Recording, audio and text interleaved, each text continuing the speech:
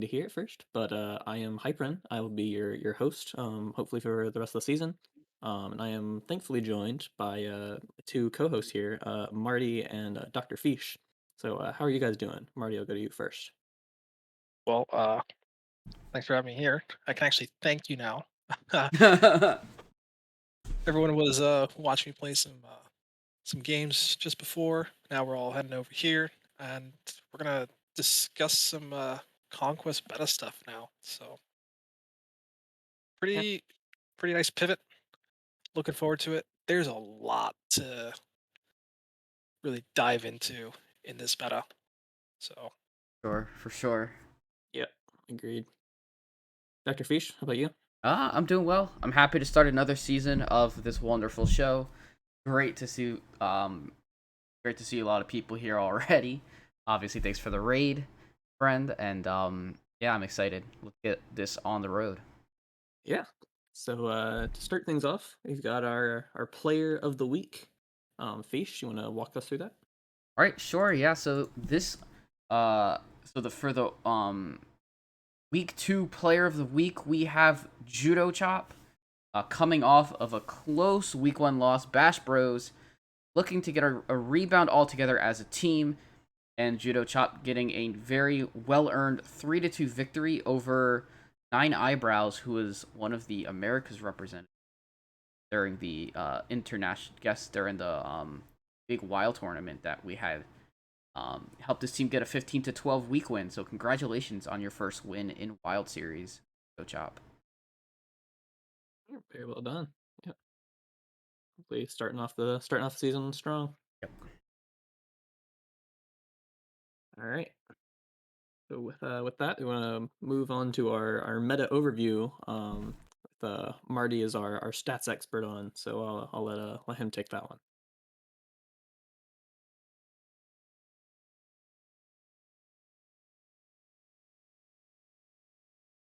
You muted? Um. oh no, guys, I'm so bad at this. I was just streaming. I already muted myself and forgot to unmute. Oh, it's So okay. bad. It's okay.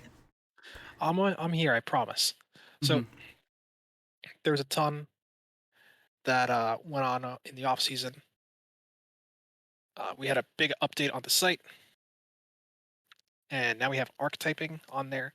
So now we have a nice little set of charts rather than a crappy Google Sheets graph that I made on the side for the stream every time.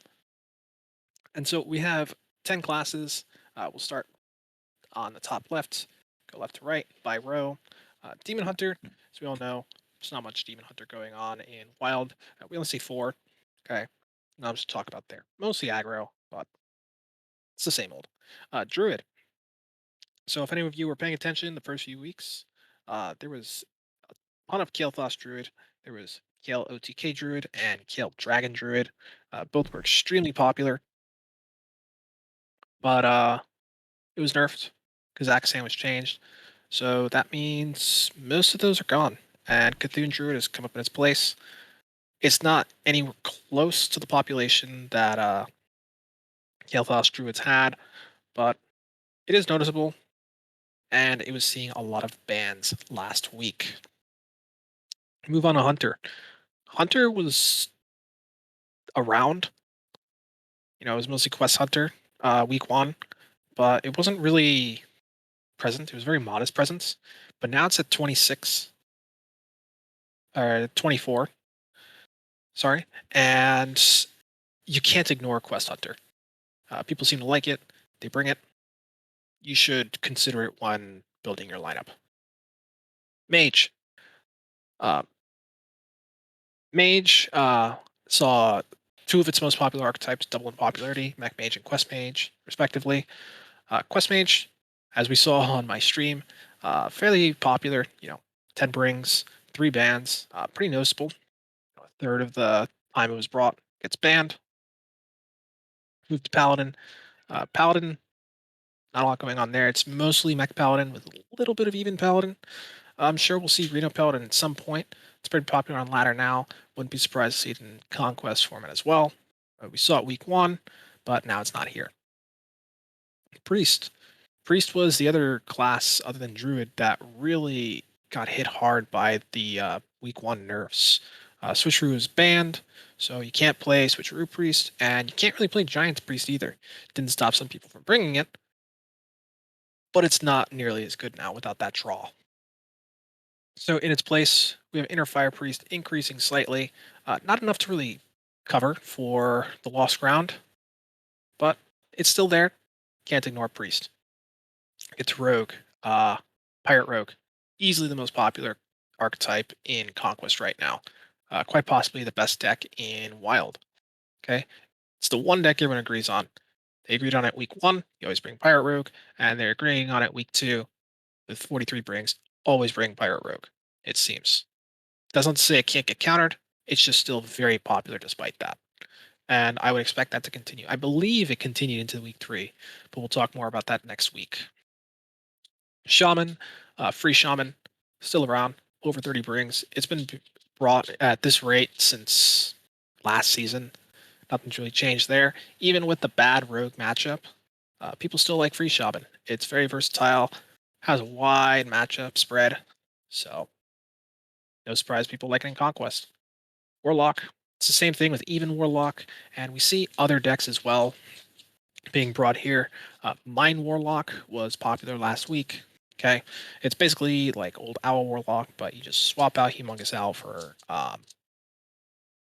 the new Mine card. 0/2 Death Rattle, deal 4 damage to the enemy hero. Same concept, but much cheaper. Lower damage output though, but usually that doesn't matter. And then finally we get to Warrior. Warrior is sad. There's not much else to say. Pirate Warrior was brought so much last season, and then it started dropping towards the end. And now it's barely registering. One Pirate Warrior all of last week. That's it.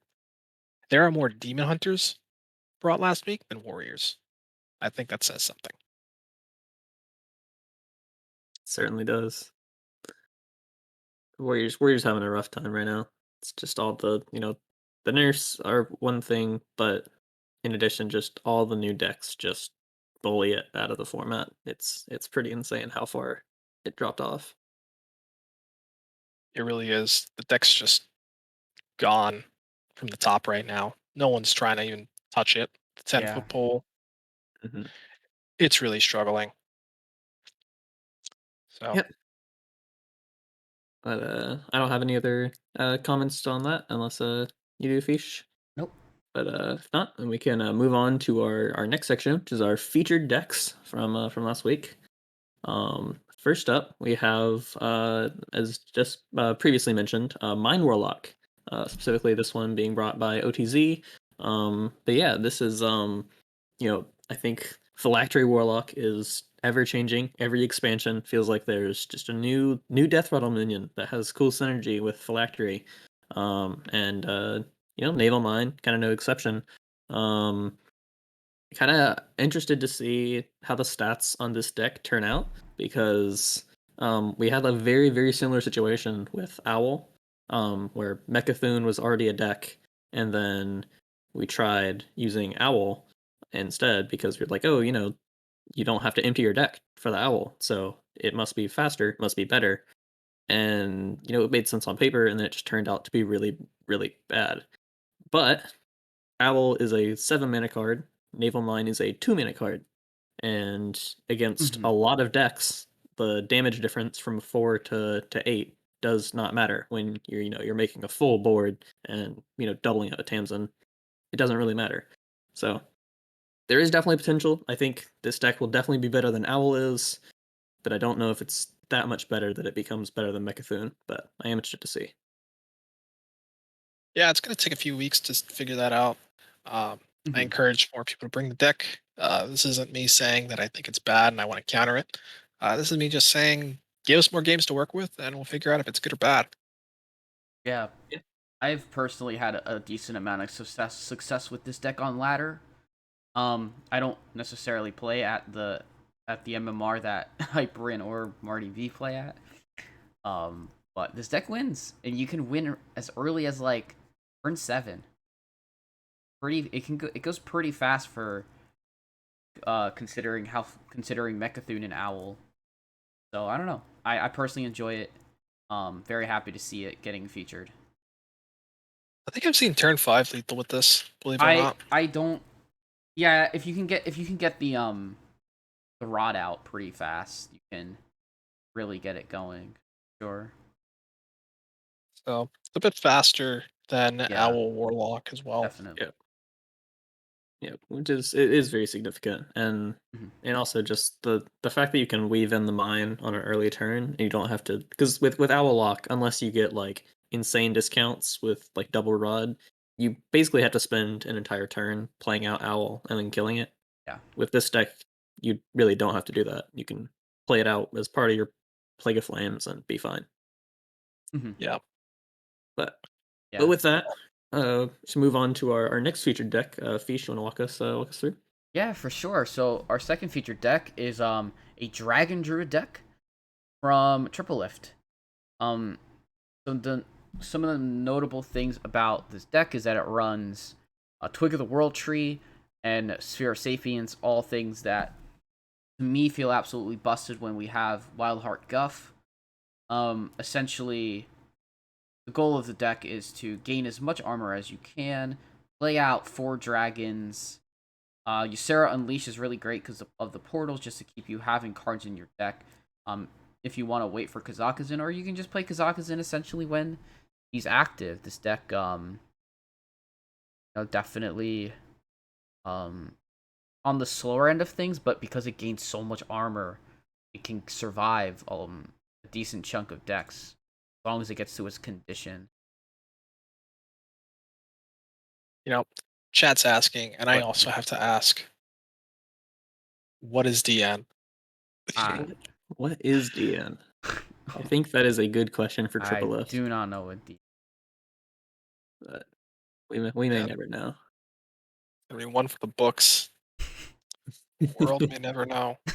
Yeah, yeah. I think Druid's in a really interesting spot though. I think like yeah, after the Kil'Thus, and Kazakhstan, there's just so many different win cons that Druid can take, and still pretty low sample. So there's not a whole lot of data that I mean, you can go with Cthulhu, you can go with alignment. There's a ton of alignment decks out there. Mechathoon, Togwaggle.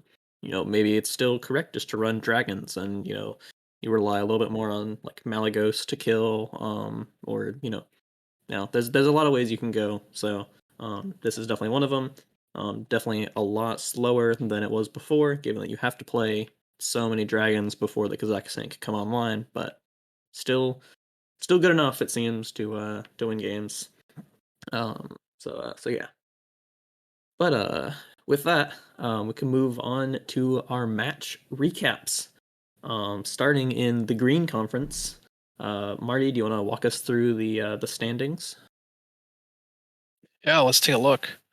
So this is a green conference here. We have the former champ or the current champions, Sunken Shakers at the top at 42 points, starting off with a 2-0 record.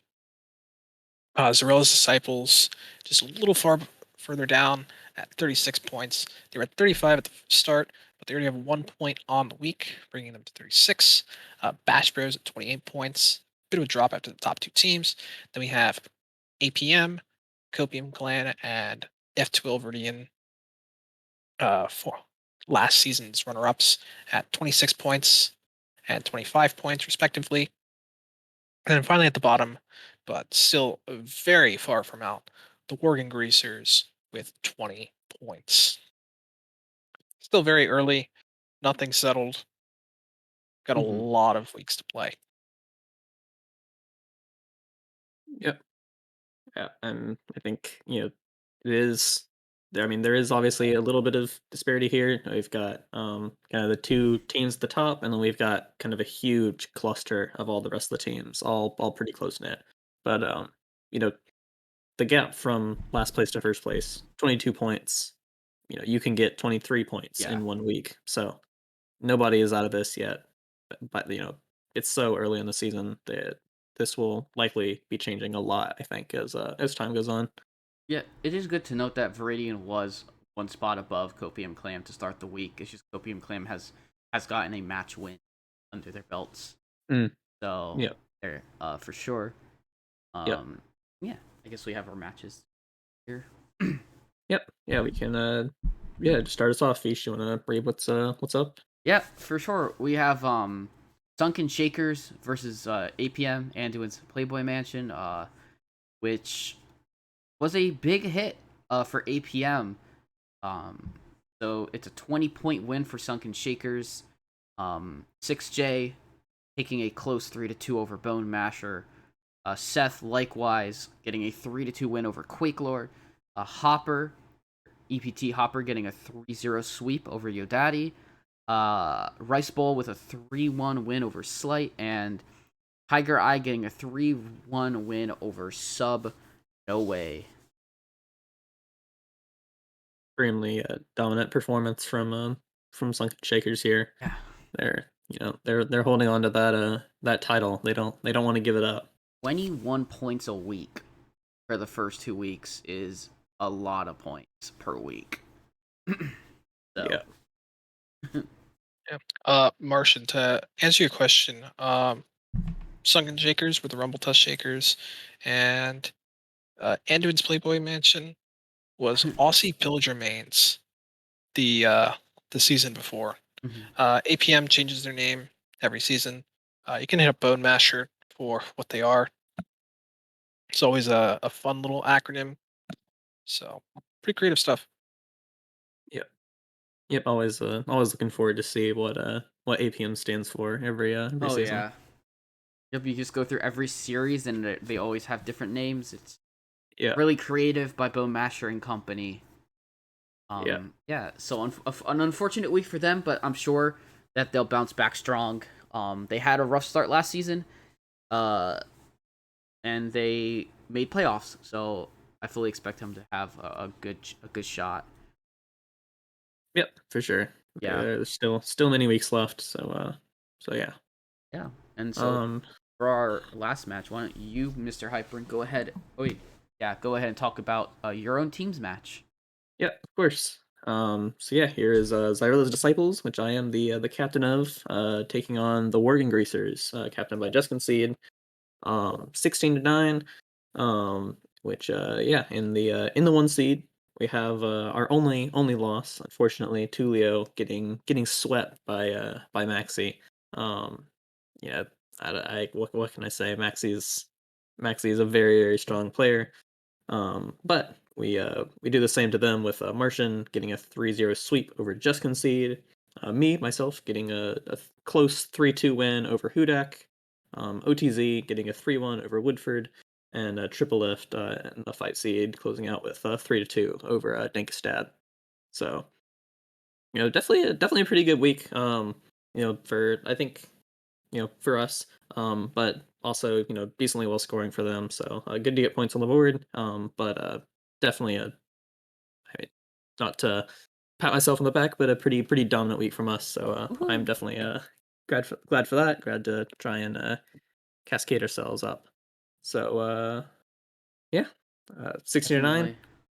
Um, hopefully we can keep the momentum going for the rest of the season.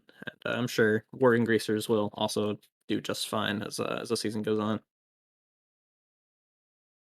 Yeah, for sure.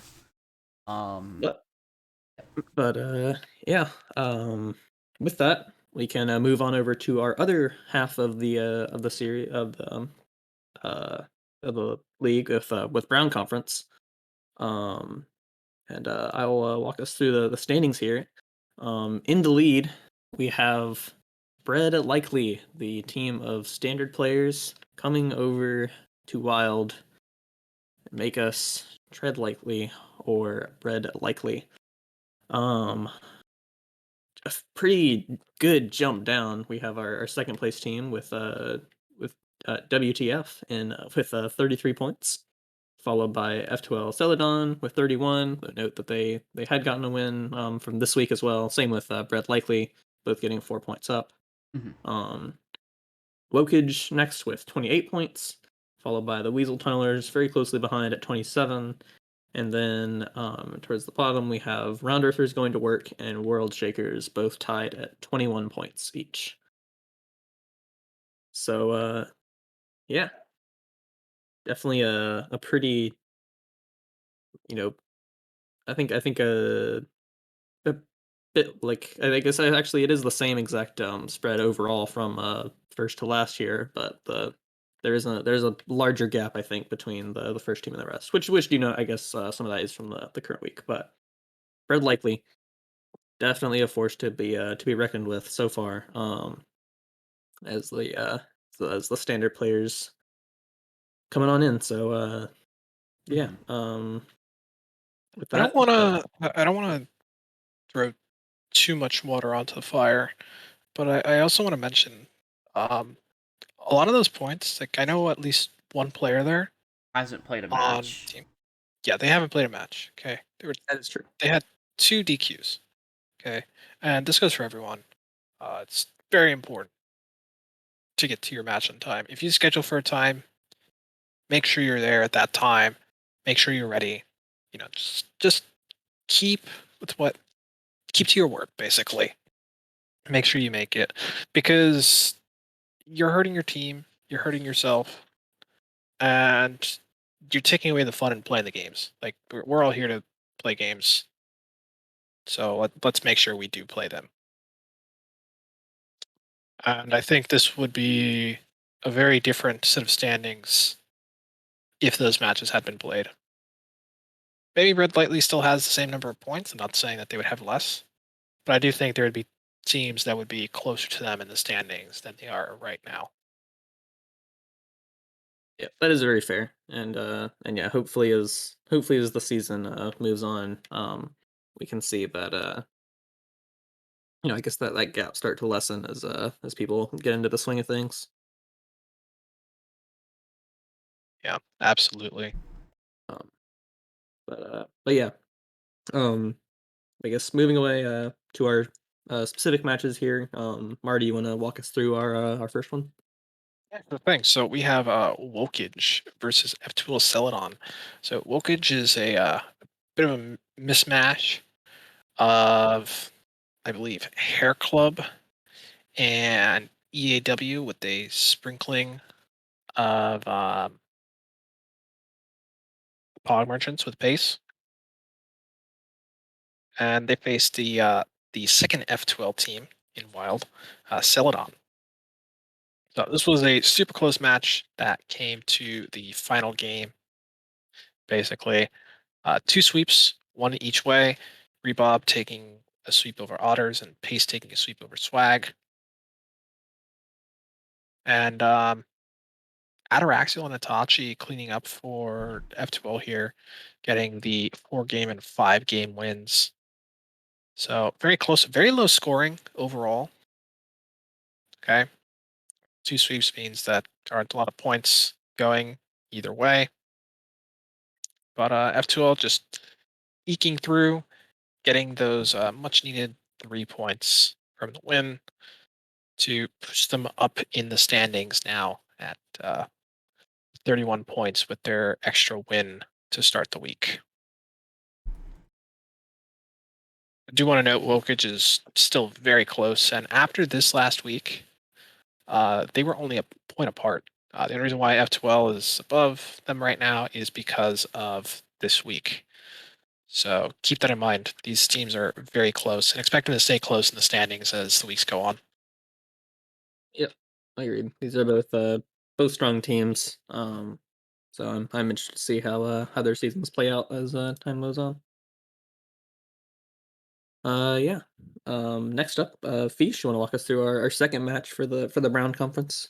Sure, I'd love to. So next match, uh, and this isn't just for Nops, but yes, Nops, we are indeed talking about your team. We have WTF versus World Shakers, and this one, similarly to how we featured the Sunken Shakers match, this one very lopsided. WTF taking all 5 matches and only giving up 4 points. So, Slod getting a 3-1 over Gumby. Nops getting a 3-1 over Risky. I believe it's Risky Chance or Snapper. We've got a 3-2 win for Labore over Shinferno. Schmoopy Daddy with a 3-0 over is it Devalian? Yes. Okay, I just want to make sure I'm pronouncing that correct. And then finally, we have Blood Rose getting a 3-0 win over Purse. So yeah, big congratulations to WTF. They're in. They're doing a fantastic job. They got a huge week here. Just need to keep it up. Yeah. As long as they keep it up, things are looking very well for them, and hopefully they can get back into playoffs after missing it last season. Yeah. Yeah, this is a very impressive week for them. Especially even like I do want to note some of the I know this team is big on bringing more off meta or homebrew decks. You've got like Dead Man's Hand from Labore, so which actually ate a ban. So you know definitely proving themselves even very well here. So hope to see them keep it up. Um, but I think after now that we're done with this, we can move on to our match previews for next week. Fish, you want to start us off with that? For the previews, yeah.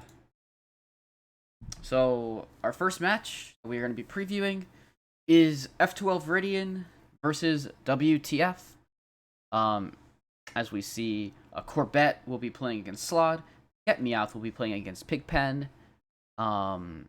We have Marty B against Labore Sangre. Neji Boston versus Schmoopy Daddy.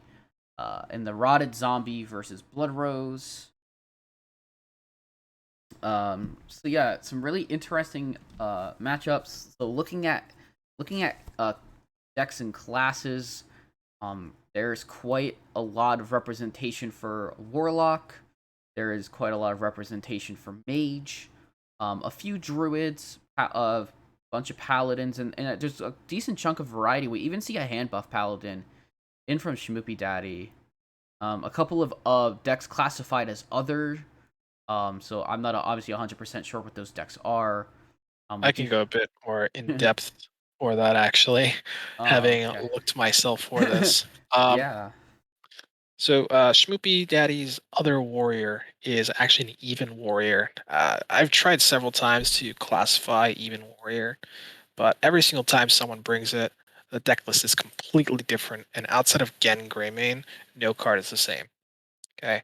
And with this being wild, it's very difficult to distinguish between even warrior and even Reno warrior. So without revamping the entire script to identify this stuff, it's best just to leave it as other warrior and call it a day.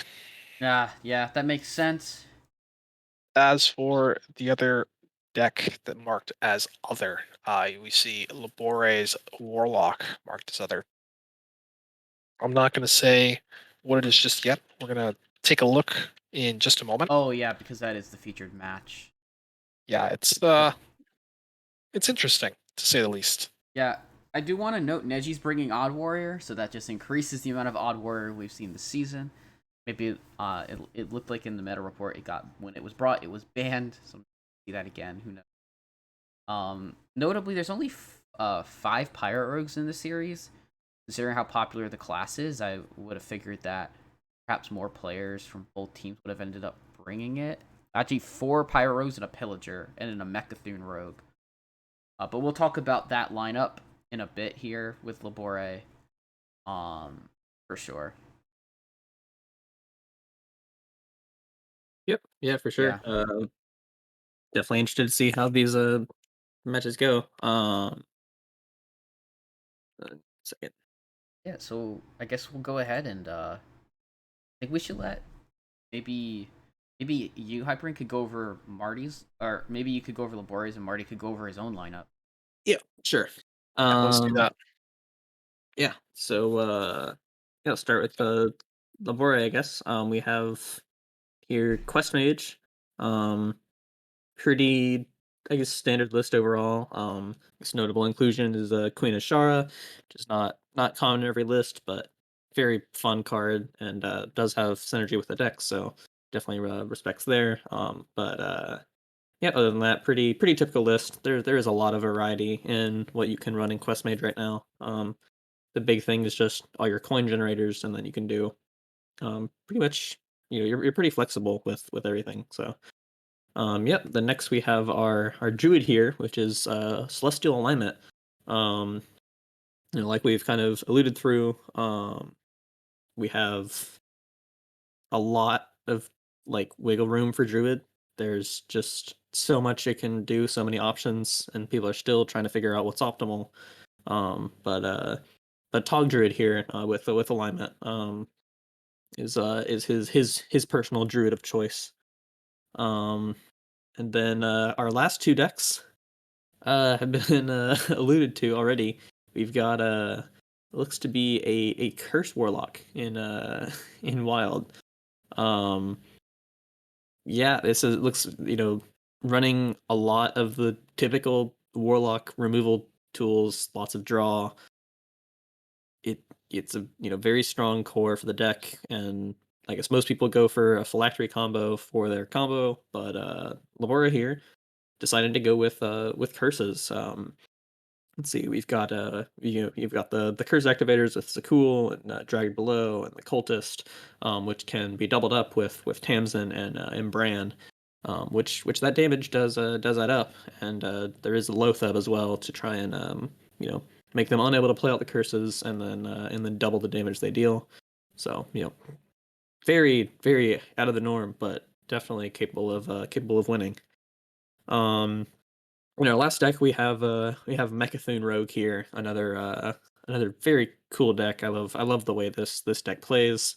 Making use here, we have the Swift Scale Trickster, the new extremely powerful card, just in Rogue. The 4 mana 2/2, like make your next spell cost 0. Insanely powerful effect, only really being held back by the limited big spells that Rogue has, but drawing a bunch of cards is good, especially in a deck like Mechathoon, where you're trying to empty your deck. We've got obviously Anka to make it cheaper.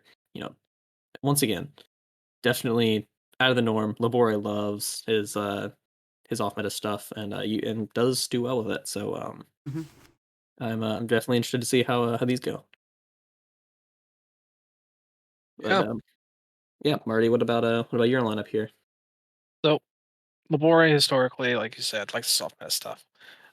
In particular, he likes his combo. So I went for an anti-combo lineup here. I figured Rogue, just very good, very fast, was an easy fit into the lineup. I just shoved two neophytes in there over your traditional amalgams of the deep. Those would help to counteract any spells and slow down any combos. The Warlock, fairly straightforward. Double Dirty Rat, double Neophyte, Playmaster Okani. Plenty of disruption to slow down combos. Even Hunter is basically the original anti-combo deck. Okay, lots of anti-spell hate. We have Neophytes, Ice Traps, Pressure Plates, another Okani as well, and plenty of ways to get damage while we disrupt spells. And then finally, the Shaman. Uh, Free Shaman, as we said before, very flexible, very easy to adjust for different expected matchups, and in this case, it tried to do exactly that. Mhm. So we have double Neophyte in there, double Far Watch Post to make those combo cards cost more. I added a single Skulking Geist because Labore really likes Frog Shaman. So I figured if I can get turn 6 and drop Geist, that should win the game. I didn't hit it here, but one card isn't going to make or break the deck. For sure. The And rest, though, yeah, it's just general free Shaman. mhm. You get a Lotheb lock, loop it over and over, play Grumble, do it again. Eventually, you get the Shutter Walk, and the opponent will never be able to play another spell again. So Yeah. Yeah, seems like a pretty good lineup here. And definitely kind of hitting your target here with all the like you said, combo decks that Labori likes. So, but who knows? They you know play very differently. So interested to see how these decks do. for sure. For sure, yeah.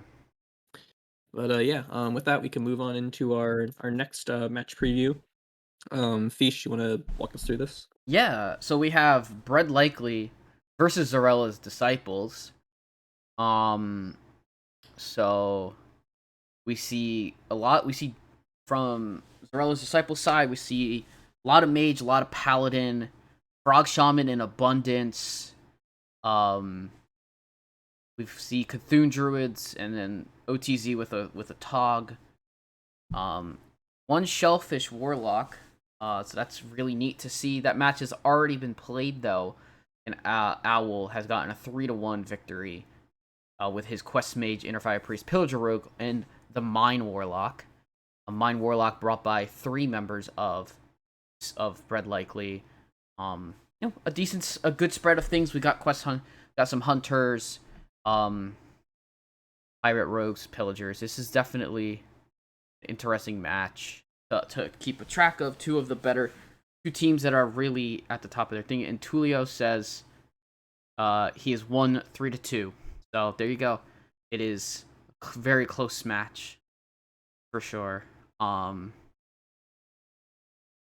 And I guess from Yeah, here we can that go brings it. bring it That brings to it to 5-4 yeah for Bread Lightly, right? Yeah. yeah now 5-4. Um, Yeah, so yeah, and actually, I think none yeah, of the matches that we had. Yeah, yeah. in Hyper, I I think that think you yeah, have there another is. one, right? Yeah, actually, yeah, Martian and Agent PWE have already played as well. With Martian Martian winning. winning 3-1. So, Okay. you know, these both happened like within the past 2 hours. So sorry for the outdated slide, but yeah, I think that brings it up overall to what it was 5 and 6, 5, right? 9 and 7, I think overall. Right, I, right. 9-7. yeah, yeah, So nine it's seven. 9-7 for Zorella's Israel's Disciples. Disciples right Yep. now. Yes. Fortunately, the preview match is not any of those. Yes, fortunately. So we can actually talk about our preview match. Yep. Um, Yep. yeah, So yeah, that just leaves me and Justin to play, and here we have a triple and Molstar as well. for sure. Our preview match. So yeah, I guess Marty, you want to take Molstar? I'll take triple. Let's do it. So Molstar over here, pretty aggressive lineup at first when you look at this, but then you realize two of those decks are not that aggressive. One is still fairly fast, even though it's not too aggressive in the Mine Warlock. But then we also have an Odd Warrior. So going from left to right, we have a Mech Paladin. Okay, fairly straightforward and standard. Uh, Goal just draw radar detector, play radar detector, shoot out a bunch of mechs with Galvanizer and Mech Warper, then give them Taunted Divine Shield Bubble Bot. Very Yeah, effective against aggro. Then we have Beast Hunter, who which some people would yell at me for not calling Copper Hunter. Okay, very cool deck. Serpent Bloom stuff. You got Starving Buzzard. Deck just draws like crazy. And then at the top, you have Defias Blast Fisher to create a massive tempo swing. We already mentioned the Mind Warlock. We discussed Mind Warlock a lot at the beginning of the stream, so not much more to be said there. And then finally, the Odd Warrior. So this is pretty similar to older builds from a while back. Not really many new cards in here. The most recent card is actually Heavy Plate, back from Stormwind. So it's been a while since this deck has been updated. Molstar just saying, doesn't need new cards. Play old stuff. Still pretty good. Overall, this should do very well into board-based aggro. As long as you just run them out of resources, you can Mm, win. yeah. And you get a triple. Yep. Triplets bringing just more good stuff. Hyperen, you said you got this. Tell us a bit more in depth. Yep. Yeah. Again, like you said, pretty much just a good stuff lineup here. We've got the Pirate Rogue, of course. The in my opinion, arguably the best deck in Wild right now. Um, Notable inclusion, South Sea Captain. The last slot in Pirate Rogue is kind of really up for debate. There's people run Deadly Poisons, people run Eviscerates, people run Amalgam, but Triple's opting to go with South Sea Captain here. Um, and then in the next up we have our Dragon Druid. Um, it's DN Druid. DN Druid. Wait, what's What DN? is DN? I'm not sure about that. I'm not I don't sure. know. I don't know, but yeah, running it back with the Dragon Druid. Yeah, it's still just trusting in that Kazakhstan. Triple loves to jam this deck. So hoping this can get a win on there as well. Priest, pretty standard inner fire list here. Running the minion based version, I think much better. Very strong into other aggro decks. Shadow Word, Devour, and then just making giant taunts. Drakthar is a huge tempo swing. Weblord is very disruptive. Crab Rider steals games. You know, this deck is still very, Oh, very Crab strong. Rider. So definitely a strong deck here. And then last up we have another Mech Paladin, very, very similar to Molstar's list. It'll be a little bit more top heavy here with a double war gear and Leviathan in there. Just trying to have a little more, late game pressure in case the game goes on a little bit longer. Just give you that extra bit of survivability. Still running Cariel because Cariel is just a busted card. But yeah, Mech Paladin, very strong deck. Yeah. Or But sure. That just about covers our preview matchups, right? yep, I That think does. Yeah, that's everything. that's all we have. So yeah, to wrap us up real quick. Back to the main. Go back to the main screen. Yep, and our question of the week for this week is Warrior the new Demon Hunter? And this is a hot topic here. Just saying, there are more demon hunters being brought than warriors. Like the class is just dead right now. There's not a lot going on in there. You had Pirate Warrior. Pirate Warrior doesn't compete anymore, right? It just gets run off the board by current aggro. And there really aren't any reactive decks that exist right now either for Pirate Warrior to farm. So like it's feeling very dead. Yeah, What do you I'm guys think? I'm kind of with you there. Warriors extremely limited on options. Pirate Warrior, I do think is just pretty dead. Um, Control Warrior, I think, has a little bit, honestly, like more of a chance just with like niche matchups. Um, Always been a very polarized archetype. I think still is definitely not a good choice for ladder. Unlike standard, I know the standard players are pretty weirded out by the fact that Demon Hunter and Warrior are the two dead classes in Wild when they're pretty much the two top dogs in standard right now. But yeah, I think Warrior's in such a bad spot. Um, Pirate Warrior had its time in the spotlight, but it's just kind of gotten pushed out. Control Warrior, like I said, polarized has its favorables. But overall, just not really good enough. Yeah.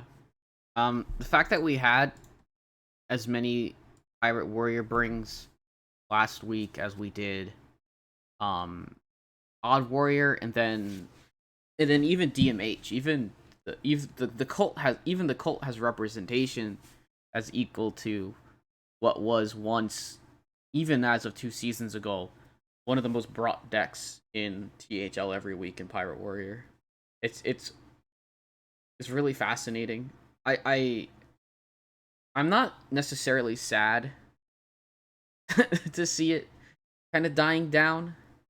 Um, but it's very interesting. And I think this is a question that time tells, and it does look like it right now, but we'll see what happens. But yeah, only time will tell. We'll if you got a mini set coming, maybe Warrior will get some new powerful tools. But Yeah. for now, doesn't look great. But we'll just have to see. Uh, but yeah, that about wraps us up here. I think Fish, we have a match tonight. Do you want to give us a little details on that? Yeah, so right after this, in about 10 minutes or so, we are going to have the finals for the THL March-ish Madness tournament between Rabobson and Nails.